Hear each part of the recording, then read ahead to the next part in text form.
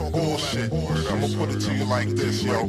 This is for the nerds, this is for the brainiacs, this what we deserve.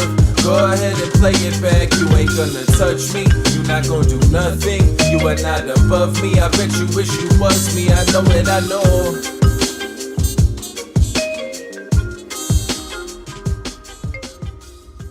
What is poppin', everybody? And welcome back to another special episode of the Only Friends podcast. Well, you know, it's me and my only friends, which includes, but is not limited to my boy Tortu. What the fuck, Tort? 2 days, baby. No, don't you start. 2 days. See, you're cut off now. You're Why? done. Wait. You're cut off. You didn't shake the shake. There we go. A little bit of that, and then no more of that Pirates shit. 2 days for all baseball, baby. All right. Yeah. All right. Go Mets, go Yankees. Baseball on? It's gonna be 2 days. every day for the next 6 months. How excited is Chico? Are you watching I'm very basketball? excited. No, I actually watched. I think I watched 0 basketball this weekend, but I watched 2 Pirates spring training games. That's no joke. Sounds riveting. That's insanity, actually. Yeah. Yeah, no, nobody Listen, does man. that. You know, when you're a fan, you're a I fan. didn't even know they played those. You gotta Like, lean into it. What are you doing? There was college. The tournament is on. Oh my God, Berkey! How many times can you watch a ball go into a hoop? Really? I will say, like, because I started watching some of that, and compared to football, I'm like, kind of like, I mean, sometimes it's sick. Like, sometimes they do sick stuff. Like baseball? No, Oh, basketball. But You're really not gonna like baseball. No, I watch baseball. I actually do like baseball. I've watched. Well, baseball's like before. relaxing. Yeah. You know, it's kind of like you just chill and watch the game. It's not like so intense. Like football, you're just like I know. I in love it, right? that. Yeah. But then, look at you. I You're like know. becoming a fan. I know, but then I've been watching the college basketball, and I'm like, well, these guys are kind of like bad at this, like not compared to me, but compared to to the NBA. Yeah. Right. The NBA is just, they're so sick. Yeah. Right. So But- I want to see that. I want to see like cool spin moves. Yeah. Just watch the last 2 minutes of close games, and then Yes. it'll be Yeah, awesome. that's what I've been That's what doing. you should do. Yeah. It's That's funny what I've been because I doing. feel the opposite about basketball. I feel like the NBA is very hard to watch, maybe partly because I'm just not that big of an NBA fan, but also partly because I like the margin of error in college. They're not just gonna make every open fucking shot. AKA the You know? fucking chaos. Yeah, they're not gonna. They're yeah, like when the ball's getting in the air, zoomies you're all like over the holding your court. breath. Right. Well, it's just like there's no defense in the NBA, so it's like There's you know, defense. there's What? In no, what there's NBA? not. Did you see that All-Star game? There was some good defense going on. That's They regular. only scored like 400 points combined. Yeah, there isn't much defense going on. I saw a side by side of the '90s All Star game. Wow, that was a big difference. What'd you do? I light. Oh shit! I saw a side by side of the '90s All Star game where Barkley was either posting up or D'ing up someone, and they almost fist fought. I think it was Barkley and Bird, and like they legitimately almost fist fought. Like they were like wrestling on the court during the All Star game, and then they cut to this year's All Star game. And somebody just went coast to coast while 9 other guys stood on the court and just like opened up like the splitting of the sea. They don't get any incentive to play, right? No, I mean All-Star games are a joke. Yeah, Every sport. like it just doesn't make sense. Baseball's probably the best one. I feel like they wanted to do something where the winner of the All-Star game gets home court advantage, which I think that's in some other sport as well. They do that in baseball. Yeah. Okay. Mm-hmm. It's a work in progress. We're not so sure about this experiment, but we're trying it, I guess. I mean, it's a weird. I don't hate it. Well, in baseball, it's more feasible because like you have less of an injury risk. Yeah. You know, but like if you did the Pro Bowl for who hosts the Super Bowl, you can't do that. No. They've literally turned it into flag football. Same thing with hockey. Like hockey's just basically turned into 3-on-3 yeah. and a skills competition. Where I like the football stuff when they do all the different activities. The combine? the skills challenge. Yeah, the skills challenge. And Yeah, That's cool. fun. Yeah. Somebody almost ran a 4.19 this year. So I think the lowest was like 4.21, 4.22, something like that. that's Those, fast. those 40s are getting really crazy I used to run a fast. 4.2 in high school. Shut up. Did you? 4.2 your ass. 42 maybe. 42 minutes. When That's real tortoise. there's a certain aspect to just being not even necessarily being fast, but like being able to run. And we came from like this little podunk town where we just didn't really, we didn't train. Like I look at these kids now. I go to a gym where there are kids who at 14 are already signed to D1 contracts. And it's like these guys are fucking machines. They're just in the gym 24/7. Like they're training, they're speed training, they're doing sprints, all this stuff. We showed up after school and we did our 90 minutes of BP and we went home and stuff like that. So when I got to college, I was in no way, shape, or form capable of running for any amount of time. And just to get into fall ball, you had to run a 60-yard dash in under 8 seconds and a mile in under 8 minutes. Now, I can't explain to you how pedestrian those times are. I mean, you can genuinely speed walk a mile in 8 minutes. Speak for yourself. I mean, it's a fast speed walk, but like You can jog. you certainly, if you can pick them up and put them down, you can do it in 8 minutes. And an 8 second 60 is the equivalent of like what the slowest lineman on the face of the earth ever ran a 40 in. 8 second 60. Yes. So I'm thinking 40 is like if you run a 40 in like 5 flat, that's like for like a normal person, it's probably decent. Right. So then you only have to go 20 more yards in 8 seconds, and you're already moving. Correct. Yeah. So it's slow. I mean, like embarrassingly slow. I couldn't get in. It took me 3 weeks to get into fall ball. I couldn't beat these times. Jeez. I was running like an 8.160, and I was like, no. I just. Would you have some kind of underlying condition you have a that was health not letting condition? you get Okay. It's like I wasn't fat either. I was just like I was awkward still. I didn't really like know the mechanics of how to be an athlete yet. Like I was just used to doing things that How came old were you? naturally. 18. 19. 19. Yeah. Well, 18. It was fall ball. Definitely has. You should be able to do that at 19.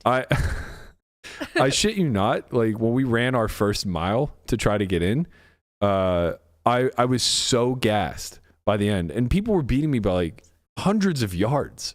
Like hundreds of yards. I was dead last by Did so you just far. like take off in a full sprint and then like gas out? Like what did you? What? Partly, I mean, like one of the first times I tried it. Yeah, You're like, I I'm just gonna go hard, and then you're like, okay, I'm gonna die. I just had no idea like how to do these things. We never did it. How to run? Right. I'd never ran a mile in my life.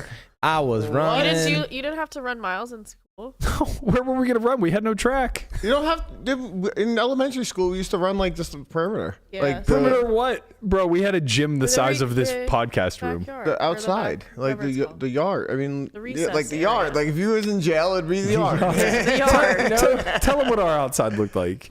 It was a concrete parking lot. It was. And then run around Yeah, it. why didn't they Fuck. make you run around it? They had like a gravel like track around the field that you could run. But that's the football field. Sounds great. That had nothing to do with our school. We never went there. you could go there. I mean, sure, on my own time, but like the baseball field was off campus. There was no track It was, there. Yeah. You know, Right. so it's like I didn't play football. I never went to the What football did you field. guys do in gym class? We played dodgeball and volleyball and like we played sports, but the gym was relatively small. It was the size of a basketball court, you know? So I had never really run. Here is not Berkey. What? This was not me. That is correct.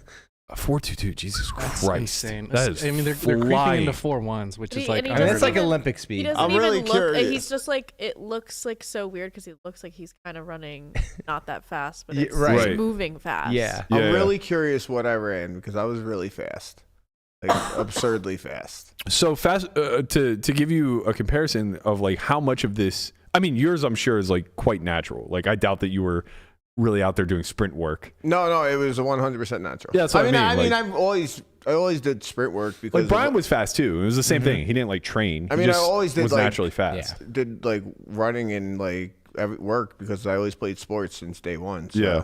like, I remember my senior year, I hit a double, and our social studies teacher was at the game, and like, oh it, no, it ended started up clowning on you. well, so it ended up being a ground rule double, where it bounced over the right field fence, but it wasn't. I mean, I hit the ball pretty high, so like I was halfway around first by the time it happened, and he goes, "Thank Christ that ball bounced over. I mean, I thought you were actually gonna fall over and die on your way to second base, and I had no idea I was this slow. Like I hate would to break it to you, but you have asthma. Why do you think it's asthma? Because This that's is not you normal. gaslight so hard. Because that's not normal. I had asthma. No, you know what? I think I'm she's not right. I think you gaslighting. do have asthma. I'm a doctor. Oh, right, sure. Asthma is a breathing condition. I was just it fucking sounds like slow. you couldn't breathe. No, I'm slow. Yeah. I was I'm just pretty sure Michelle said the same thing about you. Right, She- yeah. he has asthma, right? Okay. Yeah. And by the way, my running fast, it wasn't natural. Oh, right. It was the HGH. Remember, I was on the HGH as a kid. No, honestly, when I eventually got off it, when I stopped growing. Yeah. Which I should have just been like, nah, just keep me on. Yeah. Let's maybe get back on it and see what happens. I literally got slower. Like it was Sure. a noticeable effect. Like I was like, Wow. oh, Well, you're also smoking a lot of weed. no, I was not.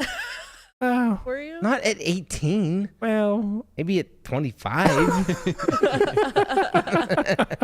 Hi, Mom. Hi, Dad. That's funny. That's exactly what I was thinking about. I'm like, oh man. oh, they know.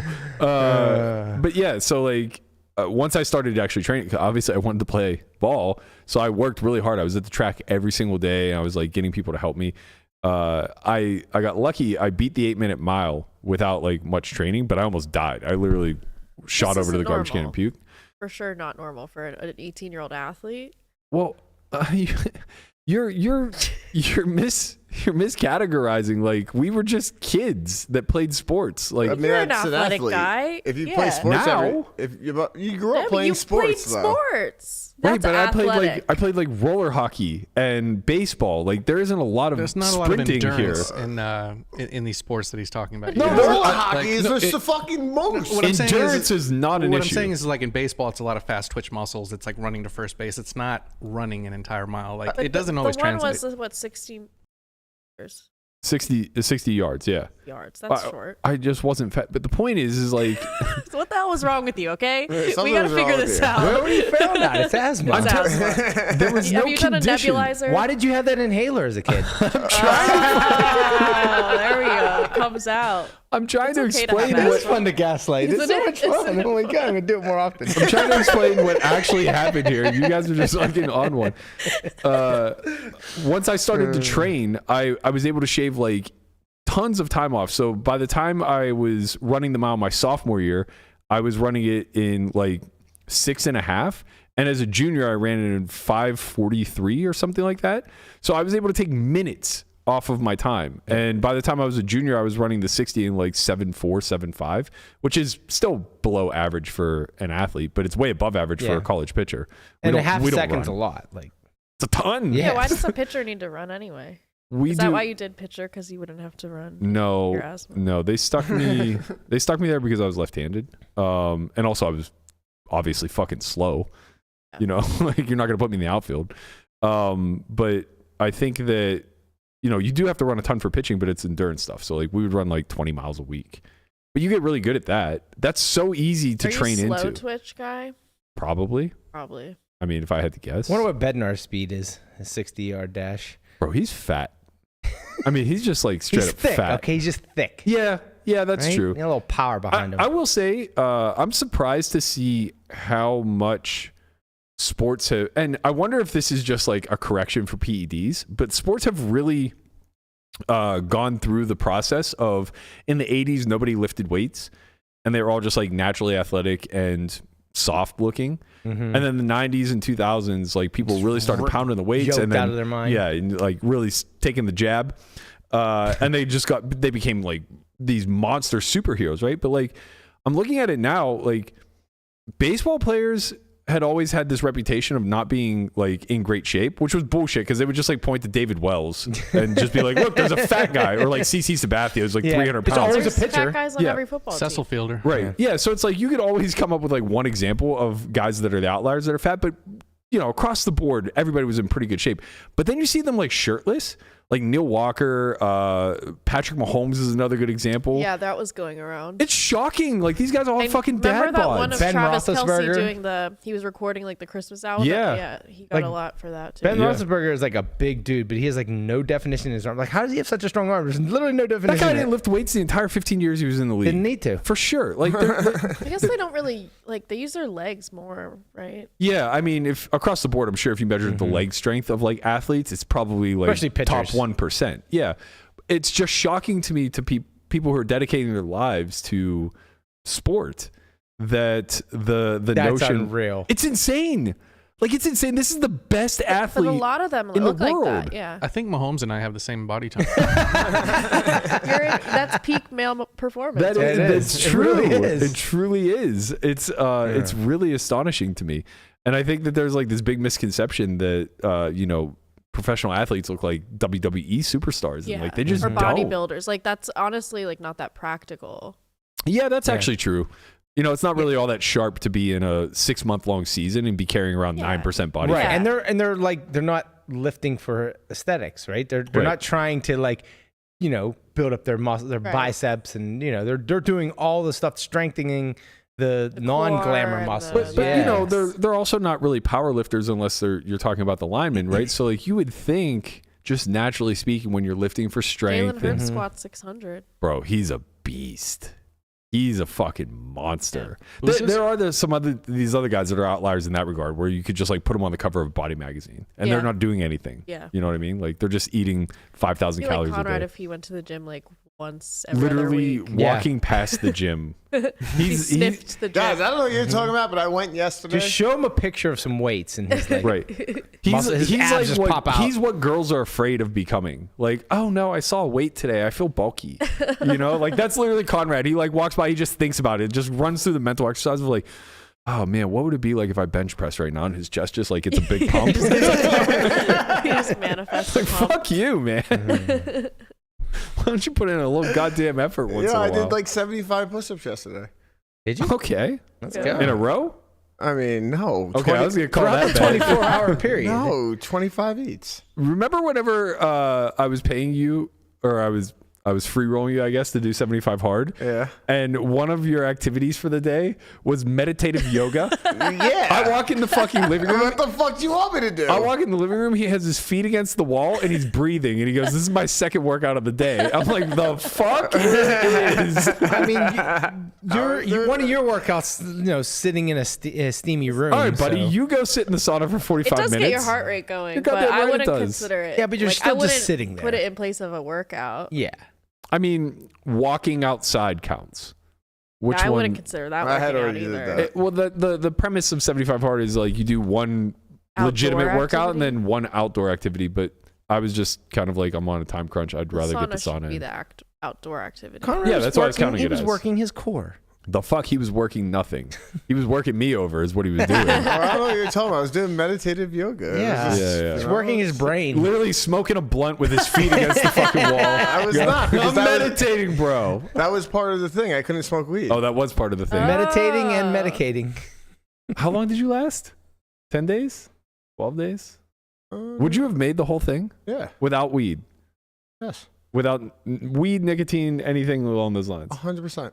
How, I don't understand, like, All how... right, shut up. Do it again. Right now. Do it again. I just don't understand how you can go through that without, like, any level of detox.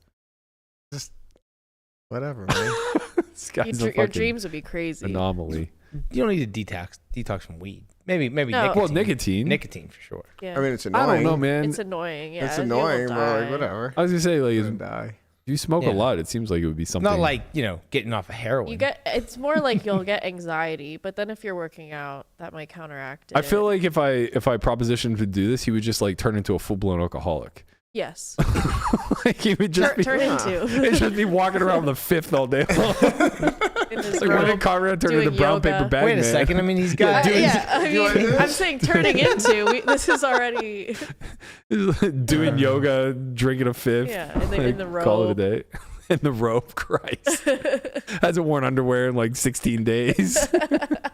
Guys, I always wear underwear. Oh, we appreciate that. Thank you. Like, what the fuck? Okay. Jesus. But do you though? Oh man. All right.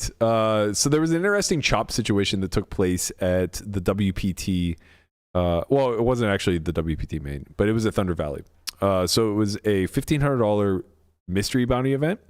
They got down to 3-handed, and the final 3 were Nick Papilio. Am I pronouncing that right? Papillo. I know Nick. I just can't pronounce it. Nicky P. Tony Ma and one of the other Nicky P's. Tony Ma and Elias Travis. So Elias Travis had the chip lead by a pretty sizable amount, I would say. And the big twist to this is that the largest bounty was still in place. So the 25K bounty was still up for grabs. And they were playing for, I think it was around 100K total in the prize pool with the bounty. Well, there was 31K in the bounty prize pool. And yeah, it looks like they chopped for about 70K to play for between the 3 spots. Oh my God, is this another Borgata situation? No, they were obviously much more aware here. Okay. But Nick, being the most experienced of the remaining 3, was kind of like just denying the chop in a large way. So sorry, there was okay, I was right. So he's mostly like just kind of poo-pooing the chop. The chip leader had 2.3 million at a big blind of 20K, so over 100 blinds. Tony Ma had around just shy of 1 million, so about 50 blinds, and Nick had 650K, just over 30 blinds. And Nick's like, fuck this, let's run this. Right. So with the big bounty left in play, it's kind of interesting because he's really incentivized the chop if he can Get the negotiate it all. Yeah. Right. If you can get the bounty into play, you just have to chop. Well, they have to chop the bounty prize pool. Well, I mean, there's ways you can go about things. You can make up your own stipulations to Such chop. as? I mean, you could just say, I guess you have to chop. Or they pull them. They pull them and keep them. Well, nobody's incentivized. I mean, Nick's the only one incentivized to gamble. Yeah, for the bounty. why would the chip leader want to do that? Like you're not gonna do an ICM chop for the prize pool and then everybody keeps their bounty and just gets a pool. That's crazy for the chip leader. He has a 2.5 to 1 chip lead. I mean, that's what happened at Borgata. Yeah, we know. Like that was fucking madness. That would obviously insane. would obviously never happen again. Yeah. But the headline to this is a little bit misleading. Basically, Papullo had already pulled 15K worth of bounties, so he was kind of, I think third place was like 12K. So he was kind of just like basically saying like, I've already made third place money. I don't care. Like, let's run this. I'll gamble with you guys. I feel like I'm the best player left. Yada yada yada. So ultimately, what ended up happening is they did an ICM chop, and then the chip leader gave Nick somewhere around, how much did he give him of the bounties? How much in bounties were left? 31K total. Okay. So the chip leader says, you don't even have enough to knock anybody out. So 25K would be the max that I'm willing to offer you. And that's more than generous. So that's both the ICM chop and the bounty combined, which is pretty good because it sounds like he's basically getting fair distribution of the bounties. Yeah, plus a little more, right? Yeah. Wasn't it 12K for third? 12K was third place money, but the ICM chop for 12K was like 17. Okay. So now he's getting like slightly less than the A third of the what's bounty. fair? What's an average of the bounty? right. So with that offer, he would have been getting about 8K With bounties. a fourth of the stat of the. But he chipper actually ended. So the final chop numbers were Travis took 35K, Tony Ma took 29.9, and the Papula took 27.7. So he actually made out pretty fucking good here because it seems like they just ICM chopped everything, like both pools together, which I'm pretty confident. I haven't put a ton of thought into this, but I'm relatively confident that's a huge error because ICM is only weighting where you'll finish, not who you bust. Correct. Yes, Correct. you're right. Right. Because like if you have chips, you're the only person that can get these both bounties. Exactly. So the ICM model overvalues the short stack. Yeah. And in a bounty scenario, the short stack is not totally worthless, but it's worth significantly less. Yeah, just think about it because like obviously the ICM model says like, oh well, if you're in third place, then you can obviously finish second if 1 and 2 Exactly. get tangled together, but you can't bust either one of them. Correct. So that's where the difference And more is. importantly, the pay jumps weren't larger than the bounty at play. Mm-hmm. So truthfully, doing an ICM chop here is kind of mad because there isn't really any ICM at play. Doing anything as a chip leader in these bounties is madness. No, I mean there are Unless ways to do it for sure, but like There's really not like a model that you could put together for the bounty, right? Like to yeah, figure out, you could go chip EV. yeah, I guess chippy. Yeah, but even if that, I don't even know if that's. If you chip chop the bounty pool, Yeah. he would get the lion's share of it. He would get like half the bounty pool, yeah, which is fair. yeah, probably. It's almost certainly fair. Yeah. So Right? he gave up about half of that Yeah. to okay. Yeah, he probably fucked himself out of like 10K. Yeah. Now, to be fair, like, good chance Papula doesn't accept a lesser chop. It's a good chance Papilla just wins the fucking tournament too. I don't think so, man. I mean, yeah, of course he can win it some of the time, but like you're at a pretty big disadvantage in a spot where nobody like the big edge that Papula is going to have in most of these three-way scenarios is that he knows ICM better than the other two. But in this particular instance, ICM is absolutely useless. Yeah, with that chip disparity, he's gonna probably have to win at least 2 flips. Like, I mean, like, one flip, he's back in it. one flip he's back in it, but then he's gonna have to win another one. But not to, just, like, Of course. but not just. It's not what he has to do. It's that his edge gets neutralized because Right. Unless these guys are totally incompetent, which Tony's not. He's obviously a seasoned vet, and I don't know the other guy, but like he would have to be a bad chip EV player as a chip leader, right? So you're counting on the fact that you're just winning more through chip EV by continuing through. Now, you're kind of handcuffed also because if they don't want to offer you a better than fair deal and you're not playing for significant amounts of money, you are better off just gambling, right? Like just trust that you're going to pick up on some mistakes or whatever. Any event, it sounds as though Nick and probably Tony to some degree really made out in this chop deal. And the headline was a little misleading because it basically said Nick made the most amount of money, which is true because he already had 15K in bounties. right. So he basically made just shy of 45K, like about 43K, whatever. Yeah, but that happens all the time in bounty. Yeah, mystery bounty events. That's not really, that has nothing to do with the chop. Right. Whoever pulls the million is going to make more than everybody in the tournament. Yeah. A lot of Very times. important though, like stay diligent out there, kids. If you're considering chopping a mystery bounty and the big bounties left in play, be careful. There's a lot of edge that you're probably giving up if you're thinking about this as a normal tournament. Top against seasoned Right.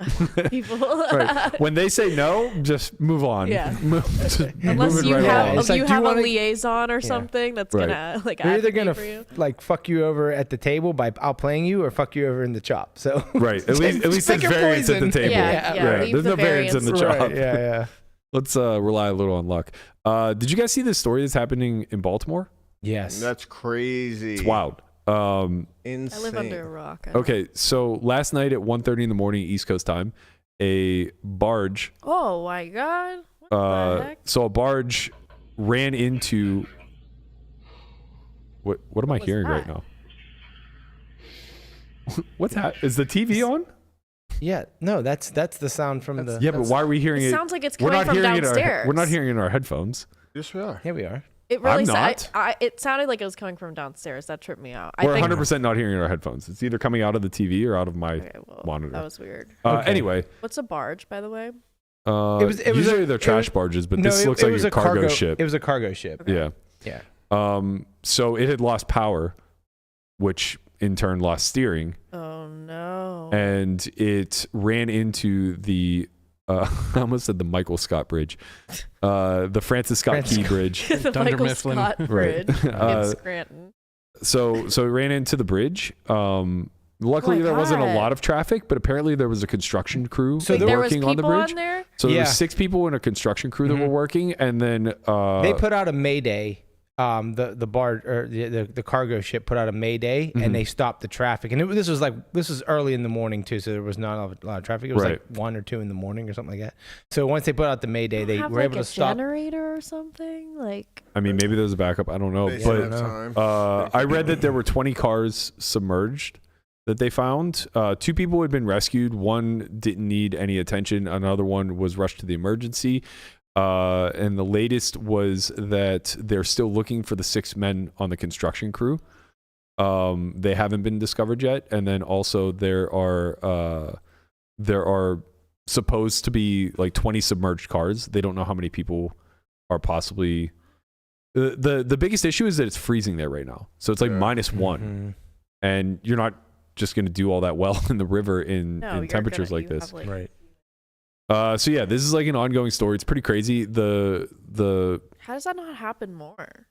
Well, I think so. What they're speculating is that the bridge was like poorly constructed. There was a ship going through the entire thing. How? It didn't go through. Doesn't That's the seem thing. like It hit one of the construction error. pillars. It hit the pillar and it just then collapsed that the entire bridge. Yeah, but I mean that pillar's like No, of course, but they're Yeah. basically saying that like in engineering you would create some sort of fail safe. So like if some it sort hits of that just a piece of it falls, not the whole thing. or like it's able to absorb like high degrees of impact like this. Right. Basically the speculation was like, well, what if there was like some major weather disaster? Yeah. Right? Like would it be able to hold up to that?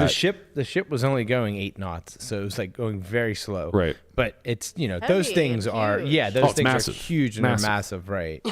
So it's a lot of inertia. Yeah, all things considered, it's relatively fortunate considering it wasn't a high traffic. I mean, this is a main vein I mean, if this happened during for rush people to hour, get from Baltimore through or across the harbor. So it's going to have like long time impacts. There's only 3 ways to get across the harbor, and this was one of them. Wow. Like, so could you they're gonna imagine have if that- an issue? yeah. Like traffic. They already if that have happened an at issue 9 in the with morning. Oh, like, yeah, it'd and be the bridge was like completely filled. catastrophic. Yeah. Yeah. I mean, it would just be like such a massive I'm gonna tragedy. Stop driving over. Do you have that option?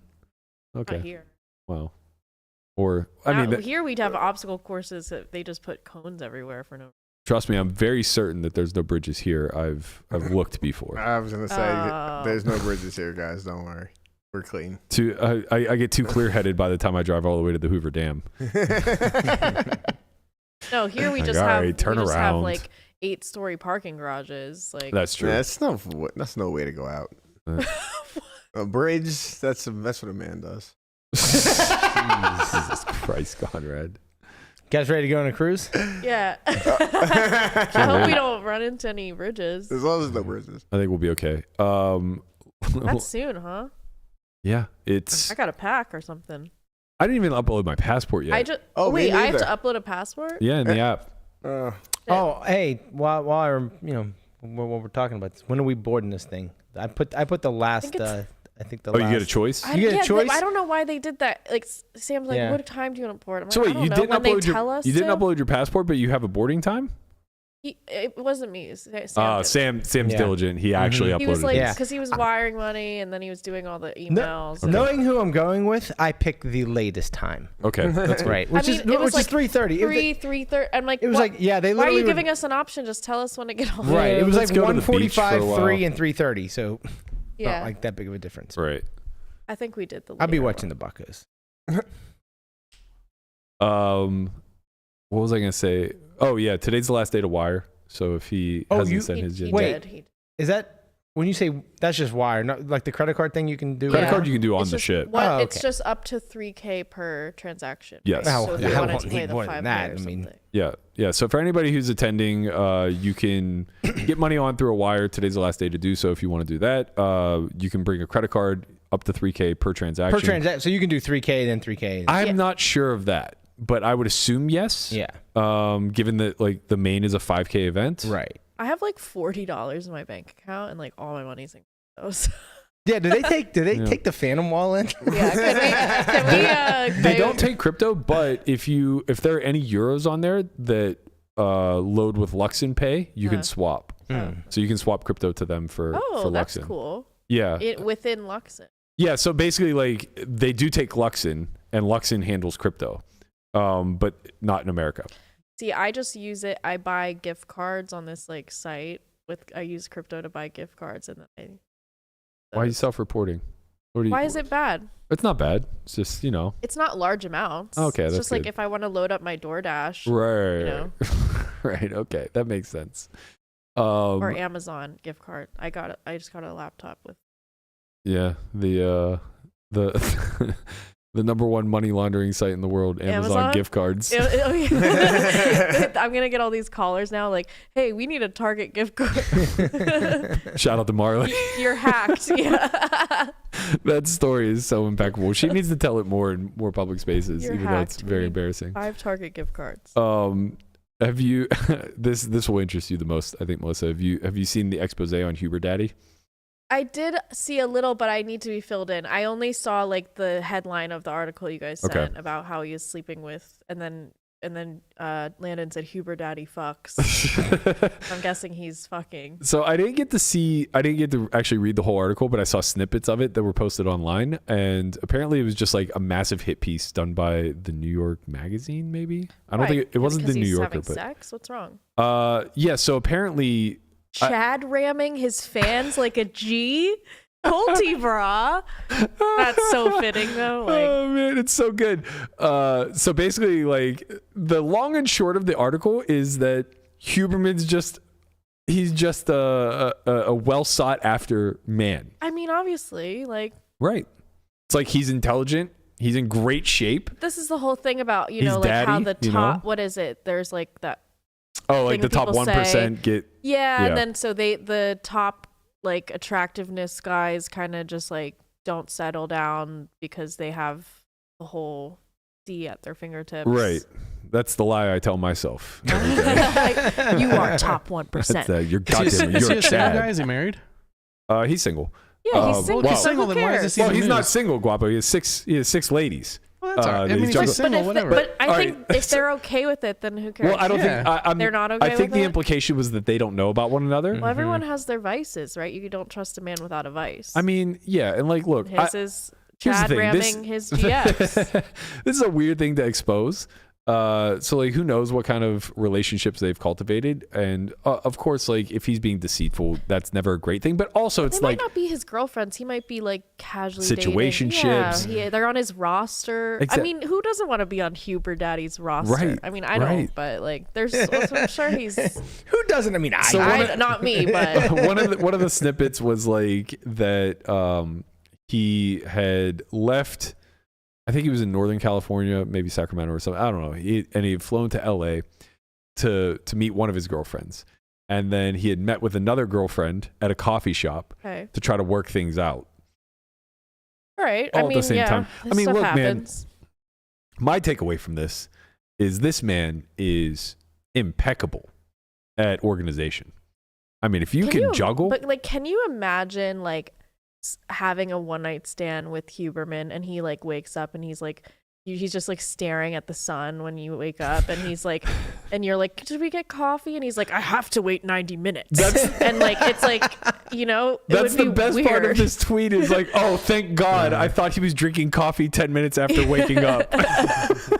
He's just like, he's like, I've already done a cold plunge in sauna. And she's just like, what's happening? I mean, I don't have to imagine it. Yes, I understand. It Like would I be feel for the bizarre. guy. Like this is the way some of us operate. You know, you have these set regimen. Honestly, like the 90 minutes thing's great. I Oh, started it's really doing great. that. I started doing that, and it's like I feel like I don't have a crash. I just feel like much better throughout the day. look, I don't want to like self-report don't on myself do it. too much, but there are for sure situations where I've passed on hanging out with someone because it was teetering on getting too late. That's like- just because you don't like them. Well, I don't like anybody, but my If you This like is someone, like that wouldn't once be a a thing. month. If no, but not my bigger more. point is like when I know that like my sole goal for the next day is wake up at 7 a.m. and over the next 2.5 or 3 hours, I'm going to accomplish these things that are very important to me. At 10:30, when it's really close, like I have 90 minutes between now and when I fall asleep, I'm not going to entertain shit because the end result of that is like at midnight me saying, hey, I'm going home. I bet Huber Daddy even sometimes, you know, well, goes yeah. into 1 a.m. Maybe Yeah, really I mean, likes her. You know, he hits the snooze button here and there. Yeah. But I bet he still knocks out that regiment in the morning. Mm-hmm. I'll tell you Yeah, what he's not probably. doing. He's not sipping coffee with the lady they just spent No, the they're night not with. having No. coffee in bed. He's like standing up, like naked at the window, like staring into the Maybe distance. Yeah, maybe he's- maybe 80 minutes after he Right. wakes up. No, she's right. He's ass naked in front of Yeah. a full blown window pane, Yeah. absorbing the sun, and then doing cock push ups afterwards. Yeah, and he's like, he's like doing weird shit. She's like sneaking out. She's like, I don't know what the hell that guy is doing. That guy's weird. You'll never believe this guy. Imagine the pillow talk. Like he just rolls over, looks at her. He's just like, Did you know that if you program yourself to do hard things, the brain actually changes? Yeah. It's like, should we do something hard right now? Would you like the cold plunge with Yeah. me? I'm feeling like I need to just challenge myself right now. Are you? Are you feeling that with me? It's like, no, I don't want to go to sleep. 6 girlfriends, man. I feel like I have a feeling it's more of a casual thing. Yeah. So Same. that's a lot of Yeah. girlfriends to keep. Yeah. One girlfriend is a lot of work. Well, Tell me about not it. just You that, know? but like not just his one girlfriend a lot of work, but like one episode of the Huberman podcast is a lot of work. He talks about like how he'll research for weeks Yeah. to get an episode out. It's like, when are you fucking 6 girls in between all of that? Yeah, that's why it has to be like casual. Yeah. There's no way this. I think he like sets a window aside, you know? It's like, okay, from Sure, 8 he p.m. does. It's- 8 p.m. to 11 p.m. we can And then entertain. it's like 11 on the dot, like a alarm starts blaring, and it's like time to cold plunge, and he's like, "Sorry, you have to leave." Or he's like, She's like, he's "What?" like texting with them, and at like 11 p.m. on the dot, they just go ghost. Yeah, It's like, it just goes. This person has their notifications. right. Wait, what?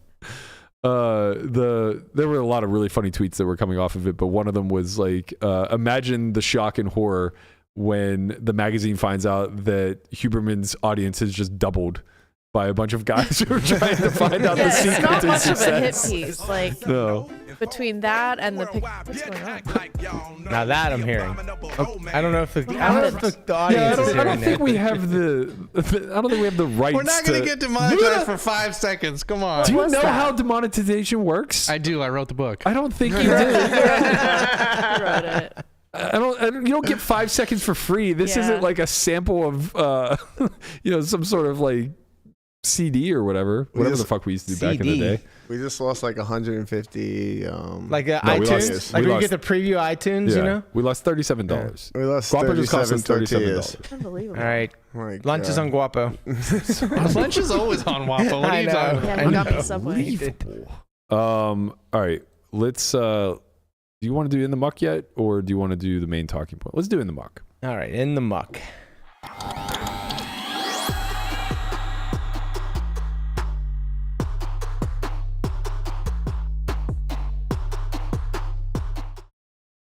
All right, we are back in the muck. We got another user submission. This comes from a friend of Solve for Wise, done some work for us. He's gone through the academy. Good old friend Joe Berg. So he's playing down at Resorts World. Now this is actually a 1-3 with a button straddle to 6. The software didn't allow for that, so bear with me. Here we are. So under the gun limps, Joe decides to make it $32. He had like $3.20 to start the hand from under the gun 1 or gun 8, Really big. if you will. And the button, the straddler calls. as Remember, Joe the covered. button's 6. It's a button straddle. Right, it's a button straddle. Yeah, so that's why the open is big. 5X? I mean, yeah, 5x Over over a limp. I mean, the 5x limp, Oh, over over a a limp. limp. the limp The was limp for is also $6. six. I didn't I don't know realize- why you didn't put it in a 6. I know. I I didn't should've. realize there was a Right. limp. Yeah. Because I just hit limp, and that's Sure. why. Yeah. Okay. Okay, so everyone else folds, and they go heads up to a flop of Queen of Spades, 10 of Diamonds, 7 of Spades. Joe flops an open ender with his Jack 9 of Hearts. He decides to lead about 40% pot, 30 into 71. And he's met with a raise to 75. And this is where he was unsure of. This is kind of where he's in the muck, right? Because he has a hand that has obviously equity, right? He's got an open ender. And so he kind of thought that like, well, this small raise doesn't show that much strength, but yet also, if the button has a weaker hand, then he's like, I don't think he would. Like if he's bluffing, it doesn't feel like a bluff either. I want to say. So I was just gonna say that this always feels like strength. yeah, Like, this is strong as fuck. The IP raise live is on flop is Yeah. like The min click It's like- or the min click it's- plus a little. Right. it's like disgustingly weighted towards sets. Yeah. So he kind of he felt like, well, if I call here, then like I'm almost certainly going to check the turn, and then it just sets up like a kind of like a pot Awkward. size shove for the button, and now he's not gonna be able to realize his equity. So he decided to go ahead and just All right. pile all in. And so the button, he said the button went into the tank for like 2 to 3 minutes and eventually called with ace queen and held. Okay.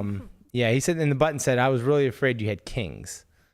So well, like he was obviously trying to with ace queen then. right. So he was trying to represent like, you know, his best hands, right? Ace queen, aces, kings. Yeah. So these types of hands.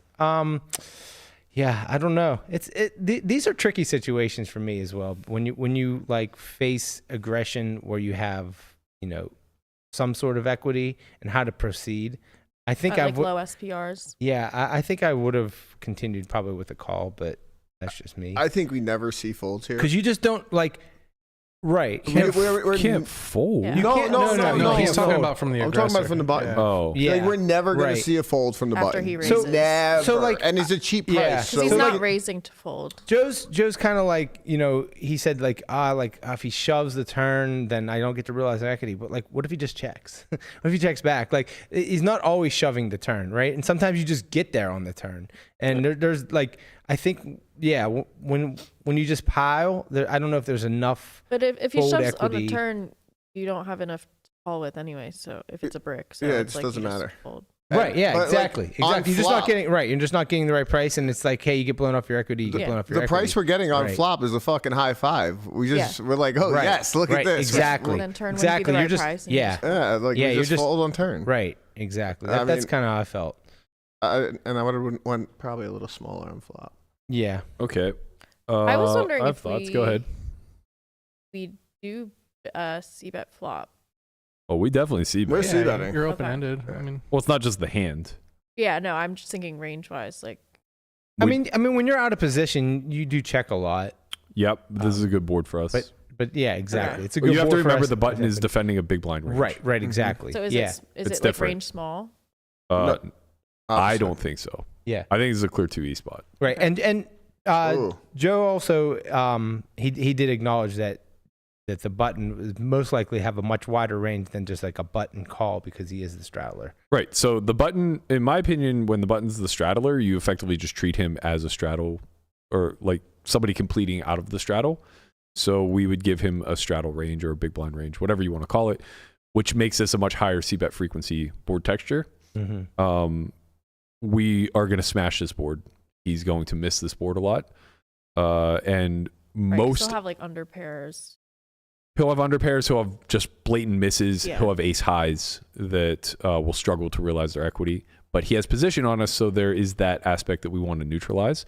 And because the vast majority of hands that flop equity for us here are willing to play for stacks, I think it's just a clear 2E spot. We have very polar decisions. What's SPR on flop? 4. So 2E is going to be pot.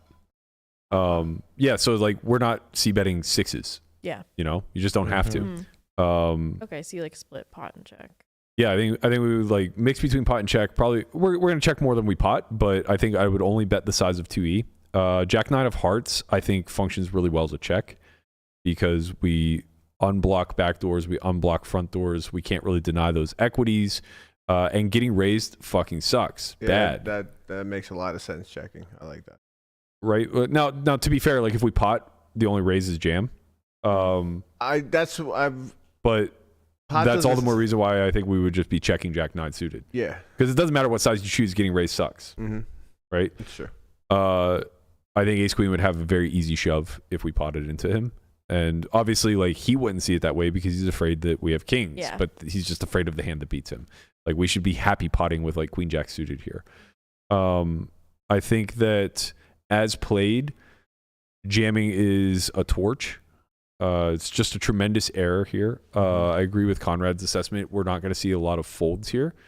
And more importantly, like we just have to have hands that are happy to call and then fold. I think jamming King Jack is much better. I don't think like I mean I don't think we ever see a fold here. Not even like just a little bit, like ever. Yeah. Yeah, I mean, I don't think Right. him tanking with Ace Queen means much. Yeah, no, it means shit. Right. It was like a funeral for his hand. Exactly. Yeah. And then It just means Because like- shit. that's probably Yeah. bottom of his raise. Hey, he's just not going to raise range king there. queen. Yeah. He's just going Yeah. to bluff catch with it. yeah, it was like just like a knit roll. Right.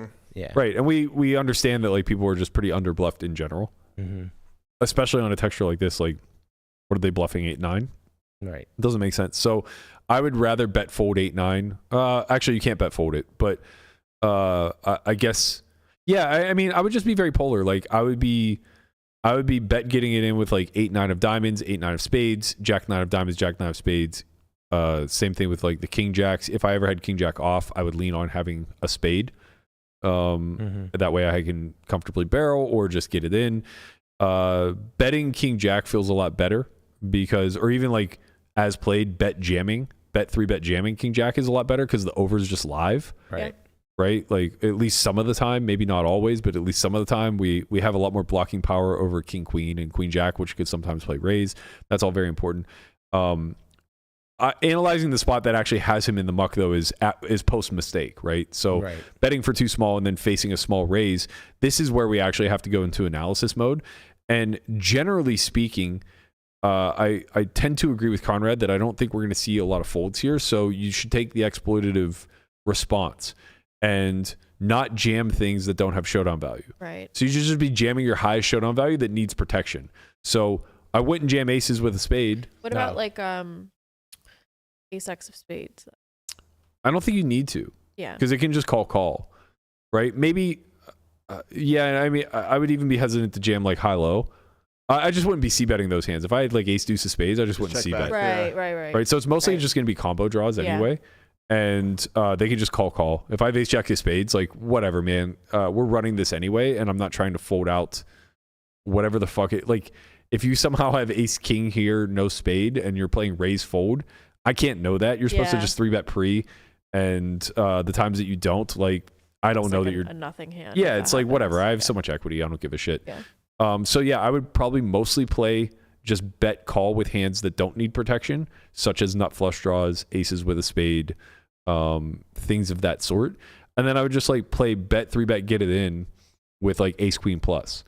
So when I have 10x of spades, again, just bet call. When I have queen jack, king queen, just bet call. Reason for this isn't just because we want to protect our bet calling range, because we're clearly saying we're being exploitative in our response. It's because he doesn't always have to follow through with the jam on the turn. A lot of things can happen on this board that change. And now all of a sudden, like the turn is just an offsuit 9. We have queen jack, and it goes check, check because ace queen is now afraid of everything. Yeah. Right? Or a spade. Yeah. Or a spade. Or there's just like a lot of positive things that can happen to our showdown value region as well as our drawing region when we just choose to play call, because this small size here, maybe we'll see it happen a little bit in theory, but I imagine he's just supposed to pick like a 2E size himself so that he can just be all in on turn, and that size is going to be somewhat larger than this. Yeah, like this size doesn't really do anything to the hands that we're gonna bet. It's kind of just an inducing type of raise, which is not a thing. He doesn't want to see the rest either. Right. He's like, let's get it in here. Yeah, it's kind of like one of those raises where it's like I'll call off if you jam, but otherwise I'm just trying to buy streets. Like whenever you raise small on the turn to check back river kind of thing. But it's like if you get jammed on, you're also just gonna call it off now. Right. That type of stuff. So I think that like, you know, this is just I think two things are happening here. I think mechanically we missed, but that's okay. You're not gonna nail the 2E spots here. This is somewhat complex because you're actually playing middle position versus, or I guess you're playing gun 2 versus gun 8, my apologies. Under the gun 8 versus a big blind range that's actually in position. So that's gonna be difficult to suss out in real time. And I'm not even sure it's correct. That's just my personal guess looking at it. So you're going to miss mechanically, like whatever. B40 here in a normal situation would be okay, but you probably should just default to checking. The bigger issue is the response, right? So once the mechanical error takes place, now we have a theoretical error occurring. We're too concerned with realization when SPR is lowered. We're out of position and low SPRs benefit us. So take as many streets as possible, because any improvement you're going to continue. If you turn a jack, a 9, like whatever, you're going to continue in some capacity. You're also going to have the capability of playing some leads. So let's look at this from the Wizard standpoint really quickly. We'll actually analyze it as played, but not look at the jam response because that's not going to be all that important. Let's instead look at what happens if he does play call. So in a single size strategy, I was right. He's going to be playing 2E here. He does get to play a little bit of just 4x pot jam. You see this a little bit on the Broadway, like the Jack 10, the Jack 10, Queen 10. Less on Jack 10 7, I think, more Jack 10 6. I don't think you want to open pot jam when there's available straights. Yeah. Jack- Okay. Yeah. So that's why you're seeing it on like Queen 10 7. And they're exactly what you would think it would be. It's the really high equity gut shots, the top pair top kickers, and the kings. These all a byproduct of needing protection. Then you fill it in with like King Jack that wants to realize this equity. You can see it's choosing hearts and clubs because it's not front door, back door. So when we analyze Jack 9 suited, okay, it's exactly the opposite of what I suspected. Spades and diamonds are pure checking. Hearts and clubs are doing some betting. 25%? Yeah. So the candidate itself mostly plays check. Let's see what happens when it gets jammed on if Jack 9 calls off. I would guesstimate that it probably folds. Facing pot. Yeah, okay, so it pure folds. That makes sense. So basically, this is going into our bet fold range, as is Jack 8. Jack 8 makes a lot more sense, and you can see now it's almost pure with the heart club candidates. Right, this is just going to be one of our natural double barrels if he allows us to. Otherwise, like, we're happy to just fold to a jam here because, we're against really high equity hands. Jack 8 and not Jack 9? Jack 9 is too much equity. Okay. It's drawing to an open ender. So it's live to the nuts two ways, or semi-nuts two ways, where Jack 8 is literally just drawing to a dirty 9. He could just have King Jack and we're dead anyway. So we're just trying to apply pressure to like middling pairs like 10x, 7x. His ace highs, whenever he has ace jack, we're trying to put him in really difficult spots in that situation. If we add a second size, he chose 40% pot, is that right? About that, yeah. All right. 71. Whoops. 70, 75. And big. My bad. Okay, so yeah, 43% pot. Give or take. Let's see how often this chosen. Okay, so about 20% of the time. And you can see that Jack 9 actually does start to bet a lot more often whenever we put this smaller size in there. I'm sure if we eliminate the large size altogether, which it sounds like he wasn't really even thinking about it, so maybe that's reasonable, we'll probably start to see Jack 9 get pretty close to pure betting. Yep. Yeah, so like now you see we basically range bet whenever we start to reduce it. And this is just based off of how wide in position is. It's crazy though, because now when we go from a 2E strategy backwards to a small strategy, we go from betting like, a little over a third of the time to almost having a pure range bet, which drastically alters the global strat. Because like in real time, just freestyling the strategy here, I would play a heavy big bet check strat. Yeah. I would never range bet this board. Right. Just wouldn't even cross my mind. Right. Like we're just too in trouble, I would say. I would just never big bet it just because like. I think in practice I'm checking this a lot. I'm checking a lot. Like same. But if you're checking a lot, then why would you stab? I'm also range betting a lot. Like you can't do both. You can't do both. Range betting a lot. I'm probably 50-50. So you're not that's not range range betting. You're right. I'm not range betting. I didn't mean to say that. you're splitting I meant it. to say I'm C bet. See betting. 50%. Yeah. Yeah, but I mean, like, you could still do 2E betting half your range or betting 50% of the time. Like it's much closer to correct. If we're betting 38% of the time or whatever for 2E, your margin of error there is lower than if you're choosing the small size half the time. Yeah. Interesting. So I would suspect that we're losing a little bit of EV taking this line because in my opinion, it probably complicates the strategy quite a bit. We do see that the small raise comes through. No, never mind. Never comes through. And that's probably the reason why the small bet strategy exists as a range bet, because we just don't expect to ever get raised. But you locked this to have that size on flop, or that's the recommended size? The recommended size is 2E. Okay. When I gave it two sizes, it chose 40 some of the time. And then when I reduced it back down to one size of only 40, because Joe probably wasn't thinking big, it just defaults basically to a range bet. I wouldn't even know how to begin painting this. So like we can just lock for the small size until like ace queen gets in there. Okay, so let's get ace queen in there a lot more. Oh Okay. man. Ace queen. I mean, it's one of the first ones it chooses. Okay, so this Yeah. is what it looks like if we Actually, get I mean, ace queen in there half the time. these under pairs Yeah, they're just yeeting are it. going off. Well, it's because the raise size is so small. Yeah. Mm-hmm. So then it'll probably just choose TE from that point forward. Okay, so we do play jam here 62% of the time. So way more often than I thought. Wow. But Jack 9 doesn't really get in there, and never the candidates that we're talking really about. in the weeds here too. Right, so our intuition was correct. It's only going to jam. Man, that's so nice. I was like, I would jam the back door, and it jams the back door. Right. So it's only going to jam front door, back door. It's never going to jam the ones that unblock those because you can just be getting free rolled. It does do it with the 10x, but that's just a realization thing. The board's going to deteriorate, and 10-9 is probably just good enough. Yeah, you at this have point. showdown. Right. So like, kind of as I said, I said it was exploitative, but like it's actually just kind of theoretically correct. Like 10-9 of spades, pure call. Jack 10, obviously a little bit different. Kind of interesting to me because this hand blocks bluffs. Yeah. So it's a little bit more curious to me as to why.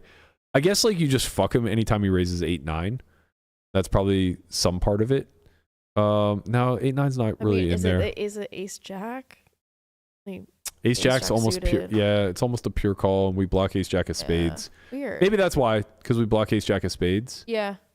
That probably, but it's all Jack 10 suited. Right. That's the weird part. It just, I mean, it's basing this off of equity. It just has enough equity. Yeah. And also, this is a response. Remember, this is a response to a range that's not supposed to raise us. You turn a lot of straight draws with that hand. Right. You know what I mean? Right. Yeah. So bear in mind, like our response is predicated off of facing a range that's never supposed to raise. So of course we get to play a lot more aggressively, and you can see that it's pulling a lot of jams here. So Joe was a little bit off in his candidate choice. This is just a pretty happy call, but the concept was kind of okay. You do want to play a lot of jams here. Now, coincidentally, like it's value jamming pretty thin, right? So it's jamming like Queen Jack off. It's jamming Jack 10 off, Jack 10 suited. He's probably not finding these jams, right? Right. So like finding those bluffs aren't really These great. are hard ones to find. Yeah. I mean, Right. because you're getting like the range is so wide because of the flop bet, so it's like you find more bluffs. Well, it's also a byproduct of like, look what he's raising to balance the Queen X, right? Like he has like King 6 suited. Like that's just not happening. Yeah. King 6 of spades, sure, but like King 6 of diamonds probably not playing raise.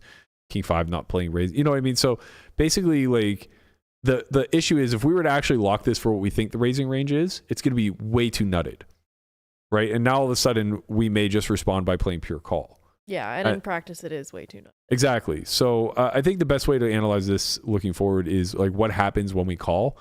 And let's say we turn a pair. Oh wait, we didn't have clubs. So Let's that's good. say the Steelers signed Cordell Patterson.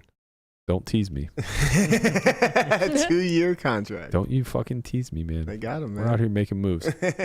Okay, so Jack 9's still going to play pure check, but you do see that we have a lot of leads all in, and it's going to be a lot of our traps because the board's starting to deteriorate and can only get worse from here. So like our 10s that trapped, our queens that trapped, our Queen X that improved, so Queen 9, Queen Jack, our Queen 8 that trapped.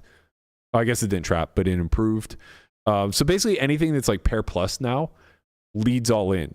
The reason why everything else is checking and it looks so largely unprotected with the exception of aces, which actually isn't even that strong of a hand anymore, and like maybe King, Queen, King, Jack. The reason why all of these hands are checking is because so much of them are just going to fold.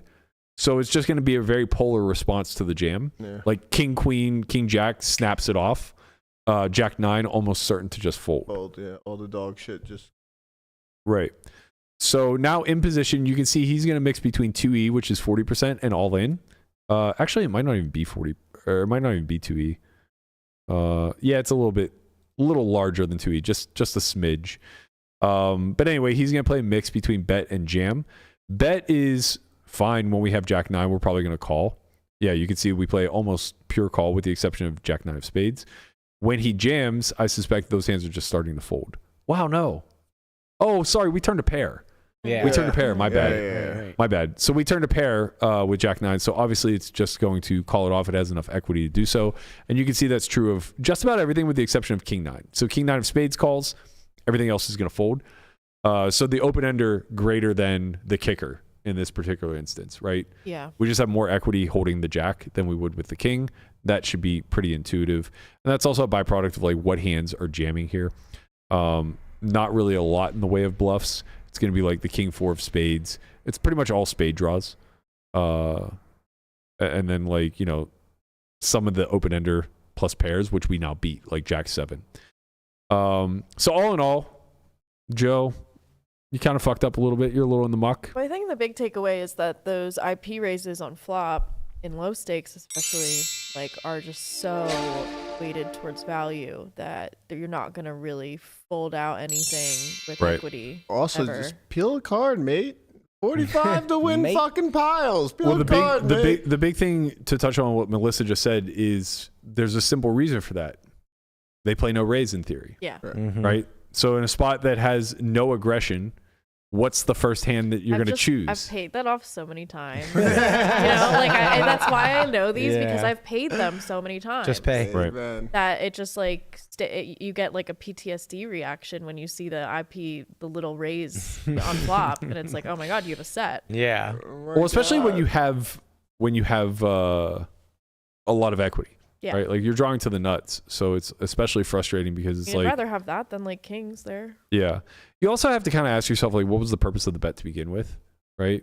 And to be fair, when he's betting small size, it's like, well, the simple purpose is just driving equity because Yeah. most of your range is going to be pretty equity dense, and it's just going to play fine if he doesn't play any raises. But if he doesn't know, like if you don't know what you're supposed to do here, which is big bet, and he doesn't know what he's supposed to do as a response, which is call, now all of a sudden, like we're out on this limb where when he does things that are disincentivized, we kind of get fucked because of it, specifically with these types of holdings. So, you know, it becomes this thing where it's like, well, there are easier paths on the exploitative realm because truth of the matter is like, of course, we want to drive equity and that's why we're betting. But the secondary response is how much fold equity do we actually possess here? Maybe not that much. You know, yeah, we're getting all of his trash to fold, but like we have a pretty high equity hand versus trash. Yeah. He has ace deuce, no spade. And we suddenly aren't, or we're like not that worried about denying that hand its equity, you know? King X trash just gets fucked when he turns a king. Yeah. And like, you know, whatever. good stuff. If we sometimes lose the hand because we delay and barrel turn river, Godspeed. cares? Like that's poker. You know, Right. you gotta play the game a little bit. Man, I gotta tell you, these guys get me so fucking fired up in the chat. What are they saying? They get me so are they, fucking fired up. like talking dirty to you or something? I'm done with Berkey's out of touch commentary at stakes he hasn't played in years. But I will fucking come mop. I think it's time for a chat. Get down there, bro. Yeah, Get down there. Berkey's gonna go put in. I'm gonna put in 100 hours at 2.5 and just like mop these motherfuckers. Sid's out I'm there, here man. for it. You should. I You just should I vlog can't it. breathe. Sid, he's coming for your ass. I just can't breathe because it's just like you're playing in the softest pool in the fucking world and you think that I can't go down and just absolutely mash these motherfuckers. I don't think that's what he's saying. What's I he think that's saying? what he's saying. No. And I think he's saying What that. did he- I think what- you know what? I think what he's did he saying say? you're Not what he- small. Yeah. I think he just called you like small, and scrawny, and weak. Yeah. Yeah. I think Wow. He just said 1-3 crossbook. Please.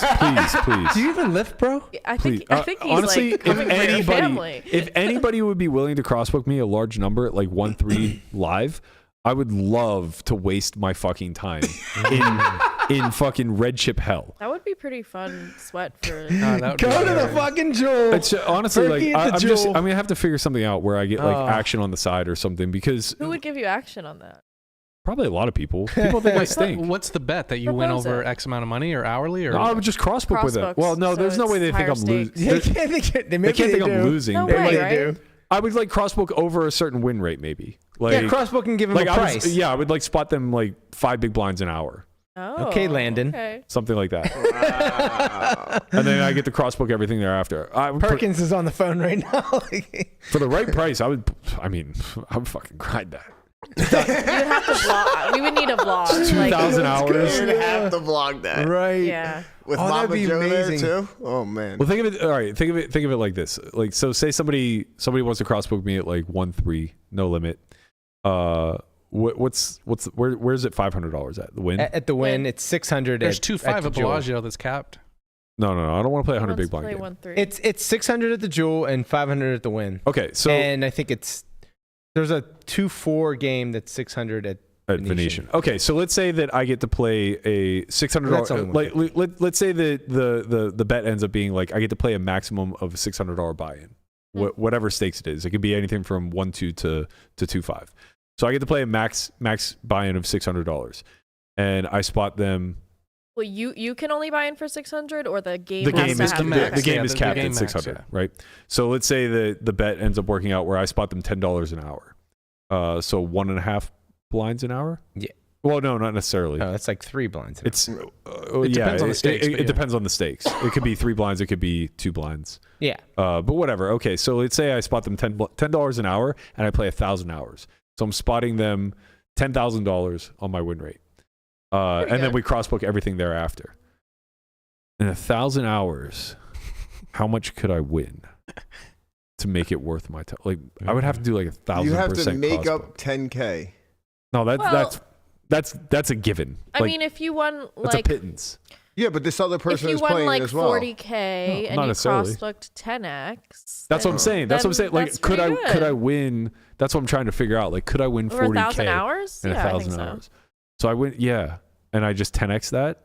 So now I Yeah, win that's pretty good. 300K. Yeah, Man, I can.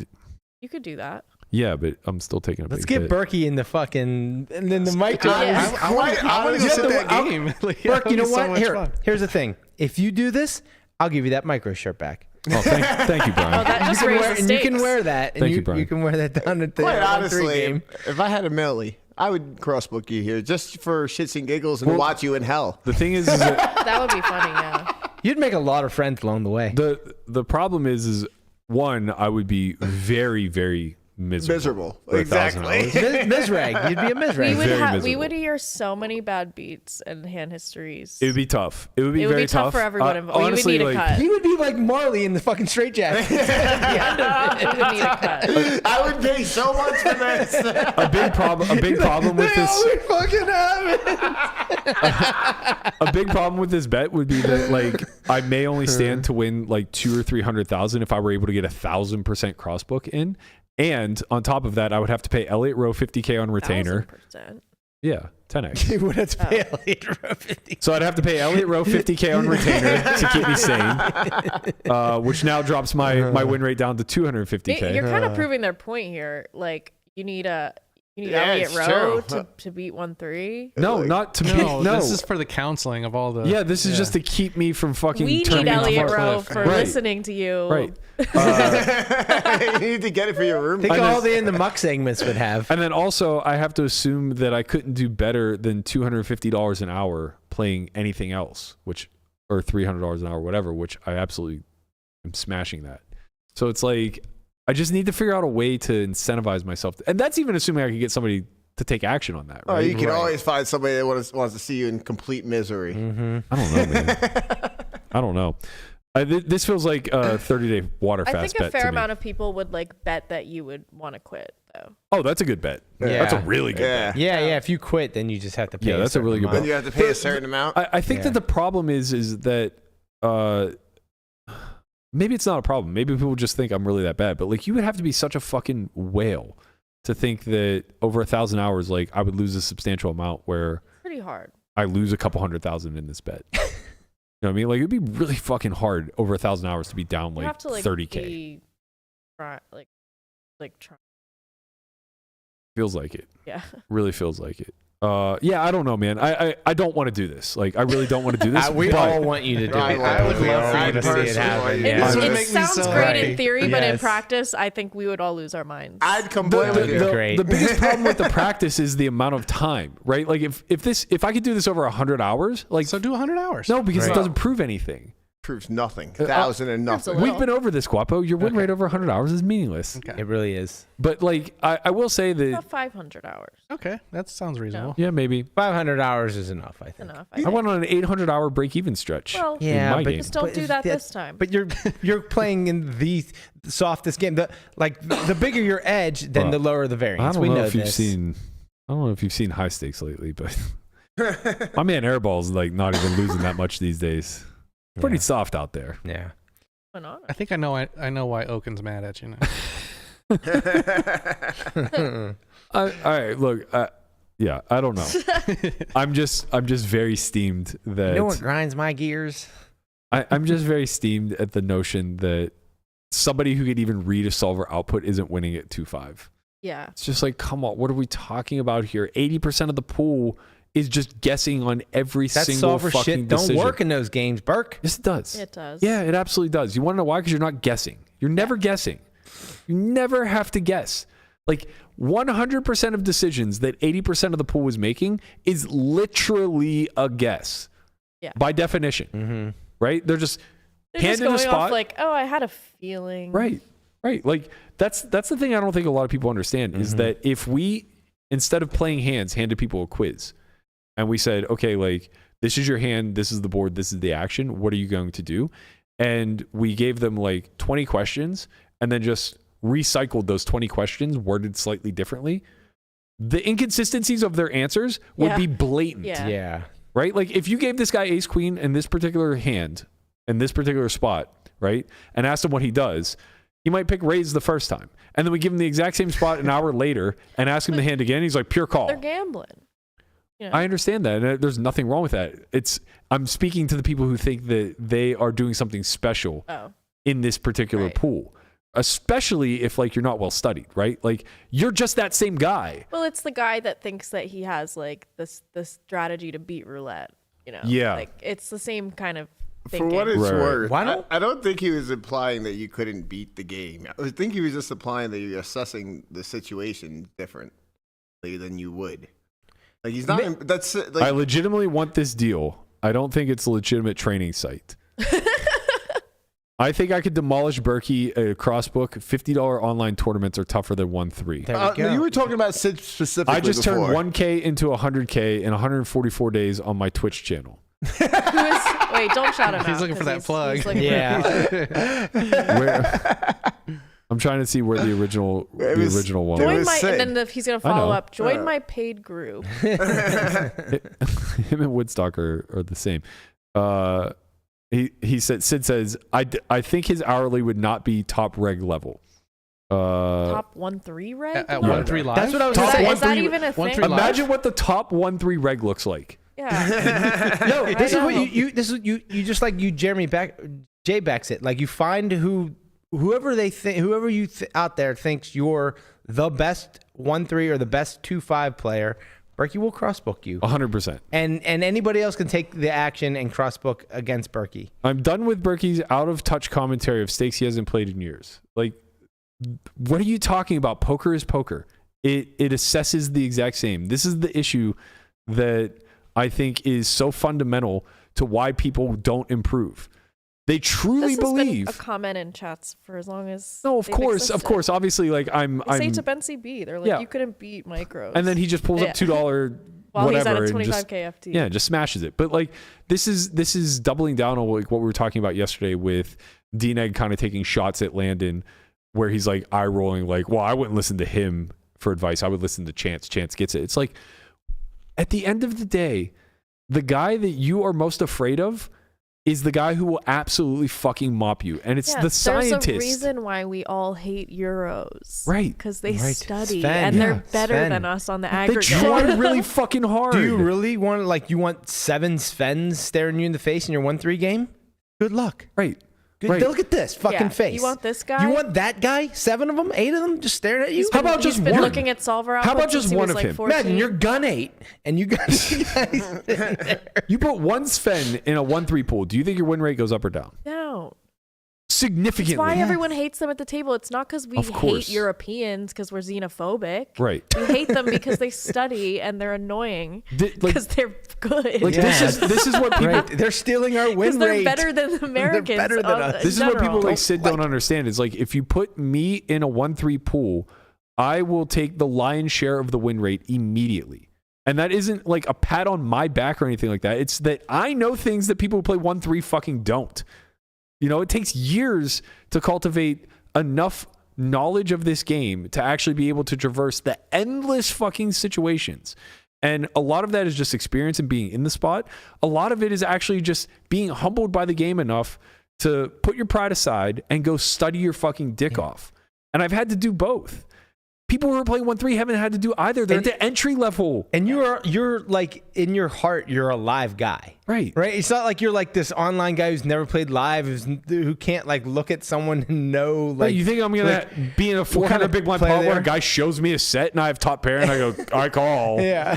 It's Well, like, the of course. solver said to call. Right, it's so- like obviously I understand that Gotta there be are exploits balanced. available. I'm not an idiot. Do you think that if you guys had, if there was any ability for me to just like live stream just my hole cards and the board for one day in Bobby's room, I think all of this would go out the window. It's just like if you saw the shit that I fucking get away with, the absolute goddamn nonsense. I mean, just the impossible. It's just like I keep that in my. Yeah. I don't give a fuck. They know. They want me in there because I'm doing this stupid shit. Just nobody does anything about it. They just hope that they have kings the time that I'm sitting there tripling it off with fucking 7 deuce. Yeah. Everybody hopes that. That shit won't work at 1-3. I know. No, Yeah. I know. I know. Wait till I fucking get. Bored No, it really tears. won't. Wait till I don't wait have till I 7 get them deuce. playing fucking progressive stand up in the 1-3 games every single day. I was gonna say you don't have 7 deuce. You have to start your own game. That you won't get them to do. Yeah. The fuck I won't. You got to start your own game. I will teach all of them. I'll be like, listen, you guys are paying a tuition right now for this penance that I have to pay by being at this table. And I'm going to teach you all how to be absolute action. Just see all right? like Tom Dwan creep over. Like, you guys playing progressive Squid Game? Like,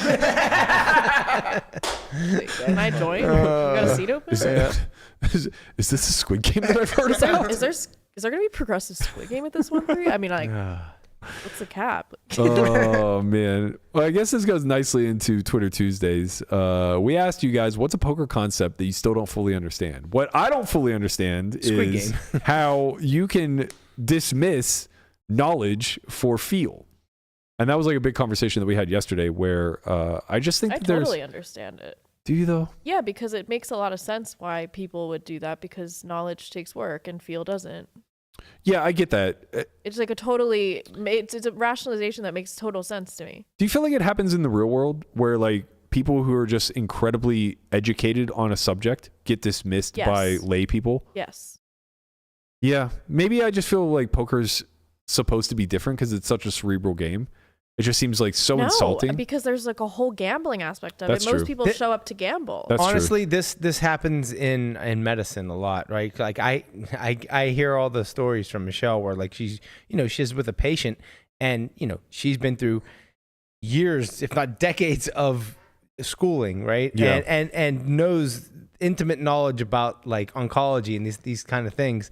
And then her patient is trying to tell her, that they know better than her about all these different things. You know why I think that's a really great parallel, and I think the reason why it happens is because so much of it is still so theoretical, right? Like there's just enough that we don't know you don't know for my fact. body, or you don't know this, or you don't know how I feel. And that gets progressed a lot. It doesn't matter that the test said this, and this. I Right. don't have that. That gets professed a lot publicly, where especially in like nutrition world, right, where it's like, everybody's different. And it's not that every body is different; it's that we're not actually able to do studies that segregate the variables enough to be able to say, well, if you live this kind of lifestyle, you could expect this sort of outcome, type of thing. And so we lazily then say, well, do your own research. Everybody's different. Tell me how you feel. Like, and we do lean back on that emotional response of like, well, how did you feel not eating carbs? How did you feel eating only vegetables and that kind of stuff? Oh, I feel amazing. It's like, yeah, you had a lifestyle change. Like that's the way it works. So yeah, I guess you're right. Like when it comes to poker, there is this certain sense of hubris that's necessary to even attempt it, right? And it's hard to shed. It's really hard to be humbled enough. Gambling with edge type of sports betting. Yeah. Like, people want to, it's like a boost to your ego if you're naturally good at this thing. Like, you don't need to study. Like, you can feel it out. It's like there's like a virtuous thing to that. And I think that's actually a really great way of putting it. We've assigned some level of virtue to the person that doesn't need the tool. yeah.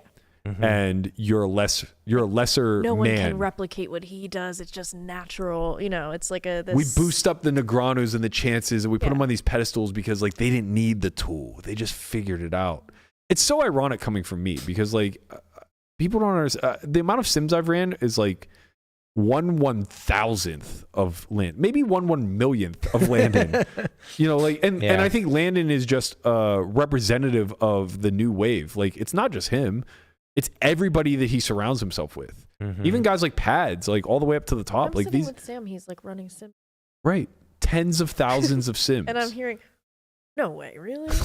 Like, what's going on? Right. So imagine somebody who's put in that much work still gets surprised constantly, right? I think about the game a lot, and I think about it from a top-down approach, and I use sims to confirm or deny my thought process as much as possible. But it's very funny that we glorify these people that like didn't need the tool. It feels very similar to like glorifying these guys like Liver King who are just yoked out of their mind.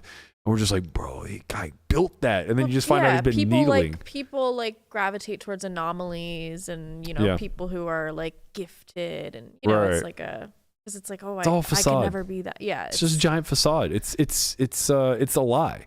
And it's kind of funny because the first two responses to this question were direct polar opposites of a representation of this because I think they both fit the same mold. So Rampage replies, a concept I don't understand is winning. And then Jesse Lonis replies, a concept I don't understand is losing. And it's so funny because I think like both of them fall into the camp of like, well, we don't study that much. We just play really hard and put in volume. And these are the two outcomes that can occur. One sun runs, one runs bad. It's a swingy way of doing it, and one's going to swing up and one's going to swing down. The funniest part is 10 years from now, they'll probably both be smack dab at the exact same win rate. Yeah. Or something will change. One of them will start to study a fuck ton and become a GTO nerd or whatever. But it really does, over enough time and sample, always regress to the mean. These things are predictable. Veronica's answer was great. I actually almost said it myself. I'm glad she put it out there. She said, reverse implied odds. What are we doing here? This is such an archaic concept. It's actually probably I still worth use it. I like it. In what sense? Like, what would you use it just regarding? Like when you're talking about like deep stack versus not, you know, how it's like a factor stack. Well, not yeah, as much but shallow. So I think the issue is that when the concept of implied odds and reverse implied odds first came out, it was only utilized with reference to pot odds. And from there, we didn't understand how to arrive at equities. So all we could do is estimate based off of outs. And the problem with that is you don't really get a true idea of what the equity looks like because now you just have to decide if your draw is clean or dirty. Right. So for instance, like the sim that we just showed, Jack 8 is drawing to a dead 9 versus King Jack, right? Equities. Right. So like the notion if we were really deep there would be like, oh, Jack 8's a really terrible hand here because it has reverse implied odds.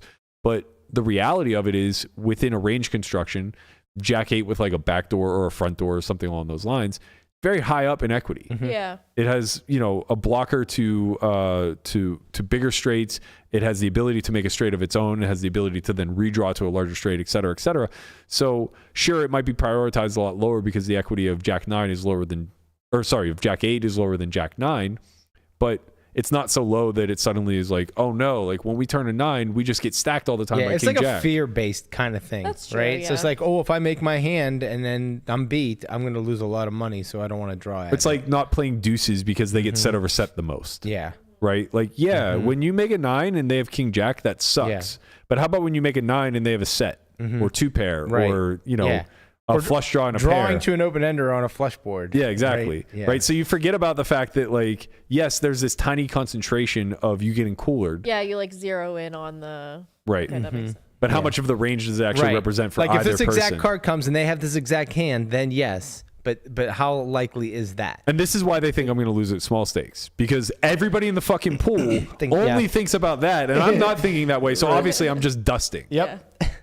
I can't fucking breathe. There's only one way to prove them wrong, Matt. Stop That's it. right. Stop it. You don't want that, man. We want The business will collapse. It'll be all worth it. It would be gotta funny get in for the like a streets, week, man. and then it would be. Think of the get really content that old. you would Oh my have God, coming it'd out be of this. so The good. business would be I would booming. I would be the one in the muck every single fucking day, and it wouldn't be because of a hand. Every single day, it would just be like me crying about the fact that I'm playing with white chips, and not the Commerce $100 white chips. There's no white chips. Blue chips. Blue chips, brown chips.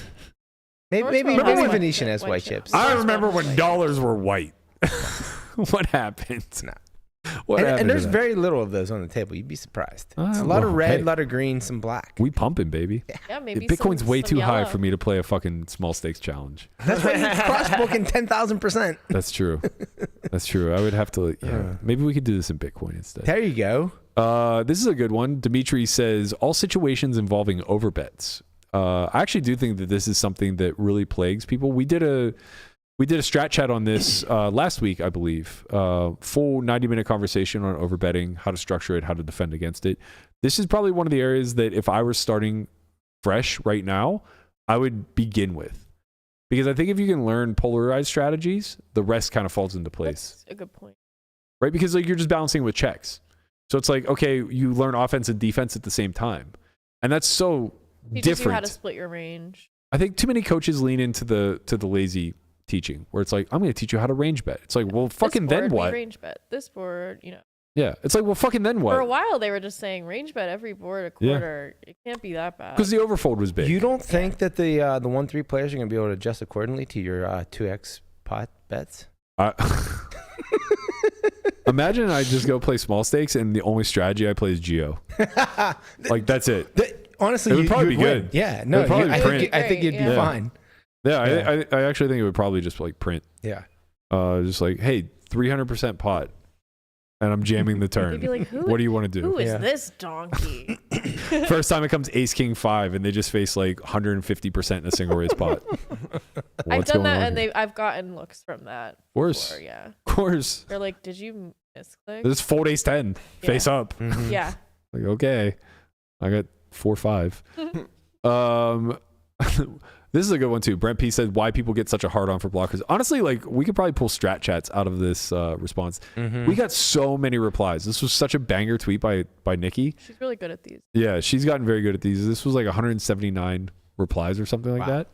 that. Blockers also, I think, is like one of the laziest concepts that coaches can teach. Mhm. It's so rarely important Yeah. and it's so nuanced, right? Like if you have a coach who's leading with nuance, quit, right? There's so many big things that are difficult. Yeah. Equity. Equity, Start with- EV. Start with macro. Position. Start with macro. Yeah. And then work your way to the micro. Yeah, And and- blockers are a micro concept. Very much so. And very rarely considered like early on in a hand. Yeah. Right. Usually, like when it's like, why is it this combo and not this one? Right. Yeah. And how much EV is actually being passed here? Yeah. Very, very little. A merged range. How is a better hand usually folding and a worse hand usually calling to any given bet? I'm sure mischaracterizing it in some way, but it just doesn't make much sense to me. So this is actually a thing that shows up in theory as well. Every once in a blue moon, very specific spots. It's hard to even call it a real concept, but there are these situations where your range will be constructed in a way where it's incredibly sensitive and having certain like pairs or suits or whatever will encourage you to fold. This is where some blockers come into play, Right. right? Like there was a actually come into situation we play, played yeah. in. There was a situation we played in Poker Out Loud last night where I had bet 10% pot on the river, and the purpose behind the bet, the final board texture was ace, king, 9, 7, ace, and I'd bet 10% a pot on the river out of the big blind. And what it's actually supposed to target is 7x, because when I check the turn, in position is supposed to blast his 7x and then under pairs as bluffs. So like 5s, 4s, 3s, and 2s. So I'm actually targeting this 7x. And the way that it works is I'm supposed to bet call off when he jams with hands as bad as my strongest 7. So like, hands as bad as my best 9s. So my best 9s are supposed to like bet call off like Jack 9. And I even think Jack 7 does like a little bit of calling. And the reason is that he's like bluffing with his no pairs, but he's calling with his 7x. So my 9x gets value from his 7x, but his queen 10 is supposed to jam, and I'm now supposed to fold some of my 9x. So this is kind of like what the merge looks like, right? Where I get called by worse some of the time for 10% pot, but then I fold better versus a jam, right? Some of the time. And it gets a little bit like weird and convoluted when these spots actually come up in practice. But there are definitely situations where people are just like, fuck, I lose to a flush in spite of the fact that I have trips. So I'm going to fold my trips and call with one pair type of things. And it's a situation where like maybe you're just value betting thin with a better one pair. Mm-hmm. And you get trips to fold and one pair to call, and it's just like a weird mergy type of situation. There's a lot of these. We'll go through them all at some point. Maybe for Strat Chat, we'll just like lump them all in. Could be one of those things that we do today, or sorry, not today. This week rather, with Matt and Landon tomorrow. I think that's gonna do it for us. I got too fucked up on this challenge, man. We're gonna iron out the details. We're gonna make this happen. We're not. Listen, the audience wants it. We're not. Everybody wants it. If I could spread it out over 3 years. 3 years. 1,000 hours is a lot. Okay, play 500. So play 500. There's always a game, Burke. There's just fire up 24 macros hours a day. online. There's always a game. Do you guys have any idea how many hours is 500 hours? It's not that much when you can play at any time throughout the whole week, right? Sounds like my work week. This sounds like Jeremiah fucking streaming till he gets to 200K. Listen, just imagine you're playing. If you get enough down and enough crossbook, it'd be like you getting to play in your Bellagio game anytime you want for 6 months. That's true. Yeah. If I could make it 100, 300. Yeah. So I don't need the 10x crossbook. I need the 100x crossbook. Yeah. Okay. I said 10,000%. If I could find somebody to 100x crossbook me, I would consider it. You would do it. I would probably do it. Why would whatever, I don't know. All right, that's going to do it for us. We're going to be back tomorrow with Matt Hunt here for Strat Chat. We'll see you guys at noon. We'll cover some of these topics that we came in from concepts that you don't understand in poker. We'll pick the best ones. We'll see Plus you guys you get all to play the dual free roll. No.